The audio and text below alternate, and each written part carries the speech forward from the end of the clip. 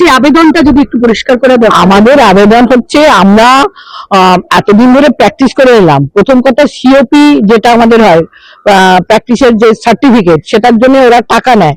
সেই টাকা নেওয়ার পরে প্রত্যেকের সার্টিফিকেট গুলো দেয়নি, ইস্যু করেনি।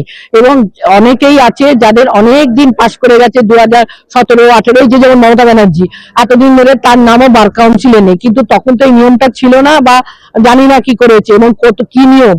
আর তার এগেনস্টে আমরা একটা করেছি, প্লাস 17,000-এরও বেশি লোকের নাম নেই, সেই জন্য কেন নেই। এবং লাস্ট ডেট 24 তারিখে তুমি পাঠাচ্ছ আমার বাড়িতে, এবং 2 তারিখে বলছো তার মধ্যে তোমায় জানাতে হবে। ফলে এই যে স্প্যানটা, পুরো ছুটির টাইম গেছে, অর্ধেক জায়গায় বাড়িতে 26 তারিখে গিয়ে পৌঁছেছে। ফলে সেখানকার কেউই দেখতে পায়নি কার নাম আছে না আছে, কিছু জানি না।